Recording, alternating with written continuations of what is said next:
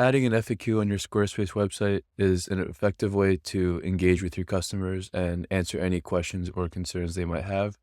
This will obviously increase your user experience as they scroll through the website and make it just that much more likely they'll purchase or book a call with your service. And yeah, let's get straight into how we can accomplish this effect and some little tips and tricks along the way. Let's get straight into it. So first things first, we're going to start with a blank template. We're just going to create a little text block on the top left that says frequently asked questions. Depending on the layout you want, you can either put it on the top left or in the middle over here, and then put the accordion blocks underneath. But for today, we're just going to leave this right here. And we're just going to add accordion block right here and extend it just like this.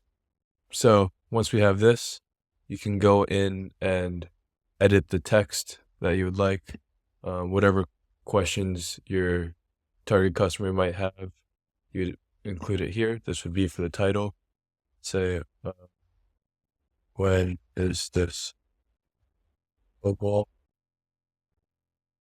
available? This would be the question, and then you can just write out the description here, whatever you would like, just some filler text. And what this is going to do is once they click this, it'll open up down below. I'll show you what this looks like in just a second. Other things you can edit are the design of it. So you can change the title, whatever the header text is. Let's say you want it to be bigger, you can have it there. And I like to keep it around this size, not too big, not too small. You can go back, change the alignment of it as well. Next thing is the description. You can change the size as well. Paragraph 1, paragraph 2, paragraph, and then change the width of the text. And you can change the padding as well, which just means the amount of space it is from the bottom over here. So if I want to keep it large, as you can tell, there's more space towards the bottom. If I want to keep it small, it will decrease the amount of empty space over here as well. So we'll leave it at medium for now. Same thing here with the alignment. You can change, and you can change the placement of the text as well. So next thing we're going to go into is expand first item.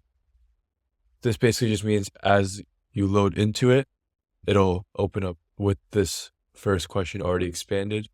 Otherwise, it'll start closed like so. I like to keep it closed, but if there's a super important text that you want them to see, of course, you'd expand the first item. Next one is allow multiple open items. This basically just means if they open this and then open this, those will both be open at the same time. If you disable this, you can only open one at a time. Dividers, I like to keep on always.